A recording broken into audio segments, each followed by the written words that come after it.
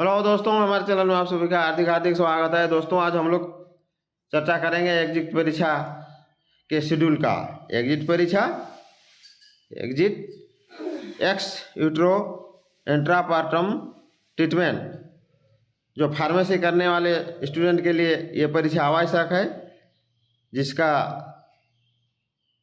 आयोजन PCI pharmacy council of India द्वारा होता है और ये परीक्षा national board of examination medical science NBEMS द्वारा लिया जाता है। तो चलिए इसके बारे में चर्चा करते हैं। इसके बिना आप फार्मेसी में पास करने के बाद ये आपको पास करना होगा ये परीक्षा, तभी आपको अपना स्टेट काउंसिल में रजिस्ट्रेशन होगा, अन्यथा आप का रजिस्ट्रेशन नहीं होगा।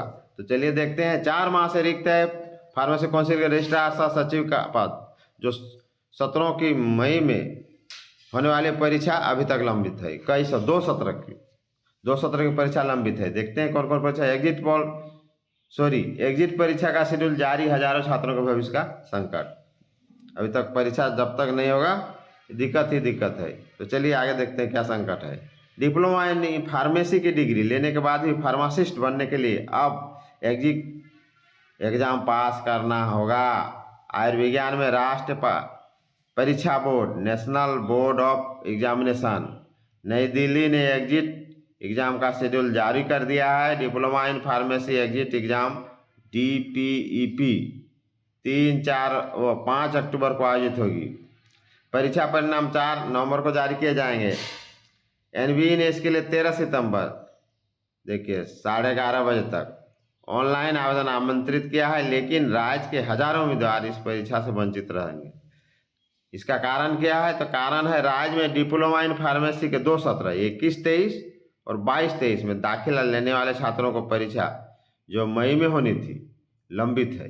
देखिए इन लोग का परीक्षा अभी तक नहीं हुआ, तो फिर एग्जिट का ये लोग परीक्षा फिर कैसे देंगे?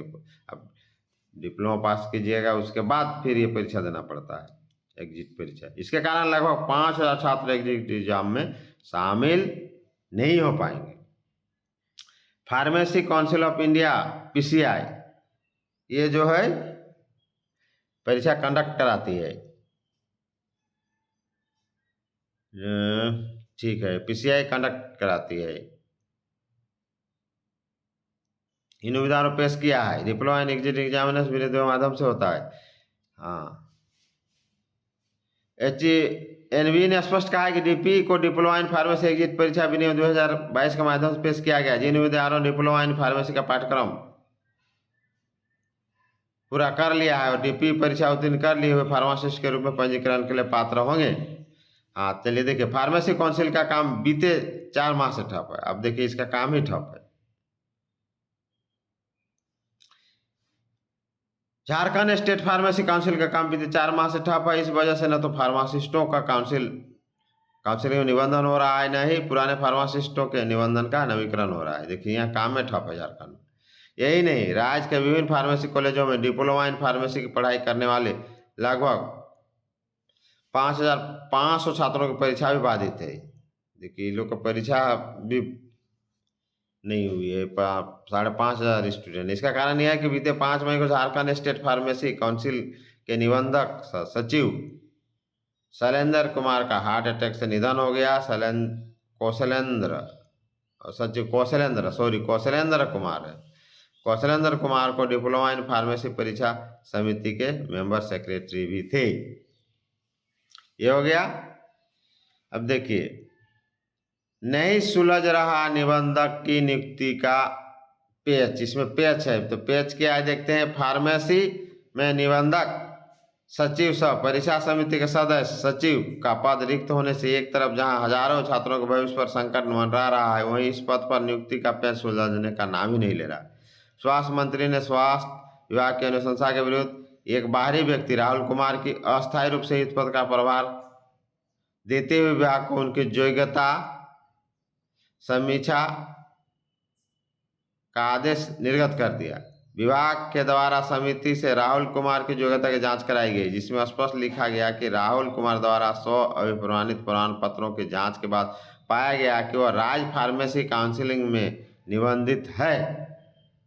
उनके पास D फार्मा एवं B फार्मा की डिग्री है। डिग्री तो है लेकिन प्रमाण पत्रों का सत्यापन संबंधित संस्थानों से नहीं कराया गया है। अभी कौन कराएगा, इस भी तो कराना चाहिए। चलिए आगे। राहुल कुमार ने नौकरी करते हुए अच्छा प्राप्त की डिग्री, ये बात है। निदेशक औषधि को राहुल कुमार की डिग्री को लेकर शिकायत की गई है, जिसमें शब्दों के साथ उल्लेख है कि राहुल का रजिस्ट्रेशन JH2219911701 ने 2019 से 22 में YBN यूनिवर्सिटी से बी फार्मा की पढ़ाई करने का सर्टिफिकेट लिया है, जबकि वह उसी समय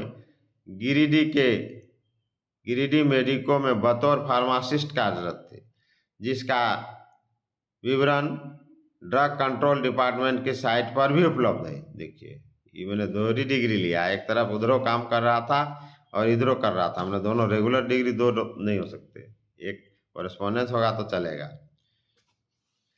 ये है। आगे है, राज्य में फिलहाल एकमात्र सरकारी फार्मेसी कॉलेज, देखिए झारखंड में मात्र एक सरकारी कॉलेज है। राज्य में फिलहाल एक मात्र सरकारी फार्मेसी कॉलेज है, जबकि निजी स्तर पर 110 फार्मेसी इंस्टीट्यूट का संचालित है। देखिए, जो फार्मेसी काउंसिलिंग से अप्रूव्ड हैं। इनमें से लगभग 85 संस्थानों में डिप्लोमा इन फार्मेसी की पढ़ाई कर रहे करीब 5500 छात्रों के फर्स्ट ईयर और सेकेंड ईयर की परीक्षा मई में होनी थी। परीक्षा की जिम्मेवारी डिप्लोमा इन फार्मेसी परीक्षा समिति के पास है, लेकिन परीक्षा समिति मेंबर सेक्रेटरी का पद रिक्त रहने के कारण परीक्षा का आयोजन नहीं हो रहा है। देखिए दोस्तों, सबसे पहले तो यह परीक्षा का जो लेने वाला है सचिव का पद वही खाली है, तो परीक्षा कौन लेगा। तो इसको सरकार को फटाफट नियुक्त कर देना चाहिए, और नियुक्त करने के बाद जब ये लोग को फिर परीक्षा देना होगा एग्जिट, जो कि ऑल इंडिया होती है, PCI pharmacy council of India ये कंडक्ट करती है, और NBMS या national board of examination medical science ये परीक्षा लेती है।